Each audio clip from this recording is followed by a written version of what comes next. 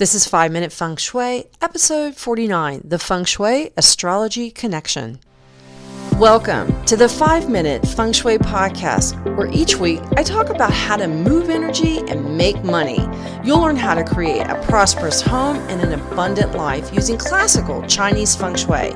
I'm your host, Katie Weber, publisher of the Red Lotus Letter, Feng Shui Easing for Wealth. Each week, I'll cover Feng Shui topics that can help you improve your life, share inspiring stories, and always end with 3 easy-to-implement Feng Shui tips that you can put to work right away, and usually in about 5 minutes. Now let's get started on the 5 minutes that could change your life.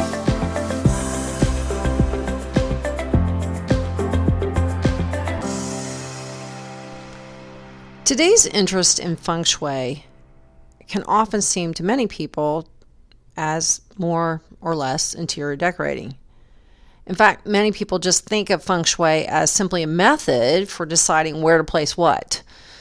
But Feng Shui is a lot deeper and more involved than what kind of artwork should go over the sofa and what colors it should have in the artwork. And there's often confusion around the connection with the cosmos. So how does a technique for arranging your living room connect to astrology? And is there a connection with astrology? And the answer is yes to both. Some would say this is mixing apples and oranges, but a look at the history of Feng Shui shows that its beginnings were very much celestial versus terrestrial. Rather than originating with wind and water, as we so often hear Feng Shui being called, these are the elements for which its name. Feng Shui actually began by a careful study of the stars. Thousands of years ago, early Chinese watched the Big Dipper, called the Emperor's Chariot, in China. It would move in the sky as a way, and they would use that movement as a way of telling time and to understand the concept of seasons and the passage of time. This was the origin of the first calendars and timekeeping for the Chinese, watching these stars. And then as time progressed, the Chinese prolific observers and very keen record keepers noticed that time affected space and that space changed as time elapsed, as well as the rise or fall of fortunes of those who occupied those various spaces or houses or palaces, as it were. In other words, they realized that space, like a home or business, doesn't just exist in a vacuum without any influence of the changing of time. Just as they noticed that the movements of stars and planets in the skies affected the passage of time, they also observed that the planetary movements affected people's homes and spaces that they lived in, and consequently, their lives. So over time, the Chinese cataloged these celestial influences and their various effects. And even today in Feng Shui, when we speak about various energies and how they move or fly, as we say, we call these influences stars. Therefore, the moving energies that change and shift each year or each month are called flying stars. Of course, besides all the planetary movements and influences, the sun and the moon are also part of Feng Shui lore. And in fact, the timing of the moon is especially important in Feng Shui. Every year, the changing date for Feng Shui is February 4th, and it follows its own calendar month after month. But the Chinese New Year is kicked off by the new moon. The first 2 weeks of the year, or of the year after the new moon, is called the Chinese New Year. It is the Lunar New Year. We have in the West a solar New Year, so it's based on the sun, and we follow the movement of the sun versus the movement of the moon.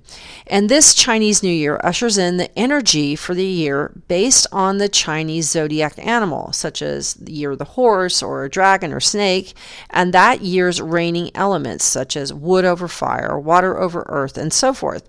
The Western year is followed by a calendar, and the Chinese New Year is the lunar calendar. So we have a solar calendar in the West and a lunar calendar in the East.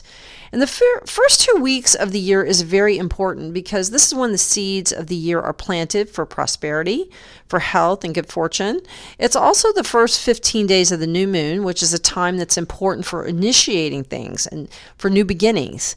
And that makes the new moon each month also equally important in both Feng Shui and Western astrology. The stars are a major influence in Feng Shui, so having a connection between Feng Shui activities and astrology isn't as much of a stretch at all. And in fact, one of the prominent energies for each year, where we call the year of the dragon or the year of the rat, we've got in 2020 coming up this year. In 2019, it's year of the boar, and next year will be year of the rat. And the god of the year, which is called the Grand Duke Jupiter. So here we go, another astrological reference. Jupiter is the largest planet. We could put all of our planets inside that one and still have lots of room left over. Jupiter is where all good fortune is said to come forth. It's the largest, and it rules all things that are beneficial to us. Good fortune, all the things that we want to expand in our lives, income, prosperity, wealth, and success. Those are all the things that we want to expand. And the god of the year is called the Grand Duke Jupiter, and he occupies wherever the Chinese zodiac falls for the year. And it's only 12 degrees that he occupies, but it's those 12 degrees of each animal sign for the year. So there's another astrology influence. The next time you think about Feng Shui and how it affects your living, just know that its roots are in the stars. We know that our homes don't live in a vacuum, that they're influenced by time, and that time is tracked by stars. We often don't think of ourselves as being relegated to the movement of planets, but we are. We get up every day because the sun rises. We go to sleep every day because the sun sets. We wear sweaters because it's winter and we're further away from the sun. We wear swimsuits in summer because we're closer to the sun and it's warmer. We are influenced by the solar system, by the stars and planets in our solar system, and we are influenced by the changing of time. And so is our home, and so are our lives.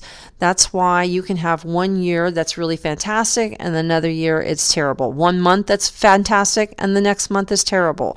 It's that movement of time and how it influences the home that you live in and the space you occupy. Time and space are one.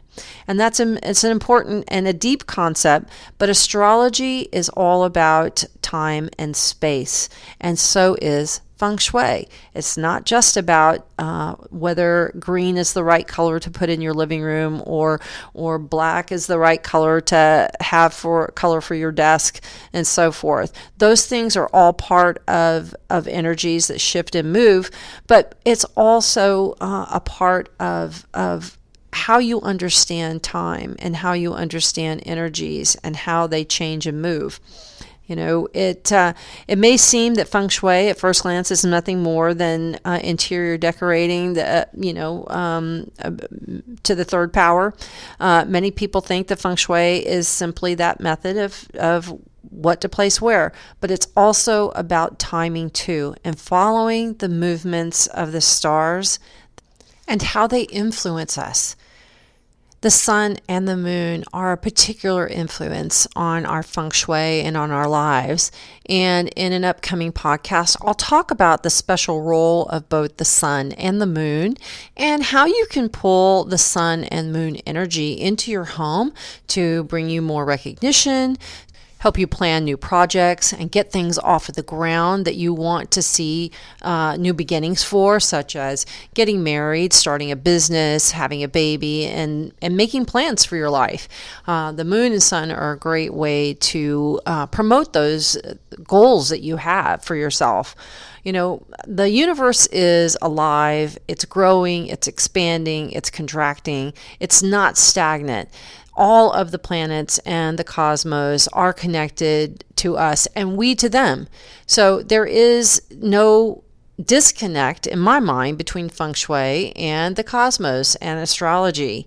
And it's what makes Feng Shui alive for me, because my house is alive and it is affected by time and the influence of movement, of energies. And what more energies could you want than the energies of the cosmos? And they're made real here for us in our lives, in our homes. And I think it's a fabulous connection that Feng Shui has with astrology. Now let's talk about your 3 5-minute Feng Shui tips for today. The first is to follow annual Feng Shui. See what happens as the annual and monthly Feng Shui changes and the stars move directions and positions. See how your bedroom, your front door are influenced by the changing energies of the year and of the month. It might be astounding to you and amazing when you see how it influences you, your health, your relationships, and opportunities. Number 2 is initiate new projects at the new moon. So it's very easy to find that new moon astrology. You can find it online when new moons begin, and that's the time when you want to initiate new projects, like I was saying, start a new job, buy a house, begin a family. Look at anything that you want to grow, and that's the time that you want to begin it. This is also a really good time to make 10 wishes for yourself. So think about 10 wishes that you would like to make that for yourself, whether that is to be healthier, exercise more, have a new relationship, make more money, get a new job, a promotion, that type of thing. Make 10 wishes at the start of the new moon within 8 hours after the new moon begins, and it's amazing what you can accomplish then. It's just using the power of the moon to make things grow and to make things blossom and bloom. I love using the moon's energy. Number 3 is keep the track of the Grand Duke Jupiter each year. Always have the Grand Duke Jupiter at your back. It is a big planet, and this giant energy is energy that is supportive, and you always want to have it behind you. It's sort of like looking at, or facing down a giant, wrestler or bully or something like that. Even though the Grand Duke Jupiter is beneficent, he also is an energy that you don't want to confront. It's sort of like staring down a big dog. You just don't do that. You always want to have that big dog protecting you, right? So in this instance, we want Grand Duke Jupiter. We don't want to face him. And this year, that direction is 322.5 degrees to 337.5 degrees. We don't want to be facing that direction. So check your office desk. Make sure that you're not facing that direction, and make sure, if you can, sit where you have him at your back. You never want to face him directly. And when you have Grand Duke Jupiter at your back, you get support. You find that maybe your supervisor or your boss is a little bit friendlier or a little bit more supportive of your ideas. You may find that things just go easier and more smoothly with the Grand Duke Jupiter at your back. Next year is the year of the rat, and he will be in the position of the rat. And I don't have those degrees right offhand for you, but definitely keep in touch with me, because I'll be sure to let you know where he falls next year in the year of the rat and every year after that. In the meantime, have a great day, and I will talk to you on the next episode of 5-Minute Feng Shui. Thanks for being here. Thanks for listening today to 5-Minute Feng Shui. Be sure to join me on Facebook at facebook.com/Feng Shui Katie. And if you're really ready to move ahead quickly, head over to redlotusletter.com and sign up for my free 4-week e-course, 28 Days to Prosperity. You'll get daily lessons and tips on how to get unstuck and create financial flow in your life. Make it a fantastic day.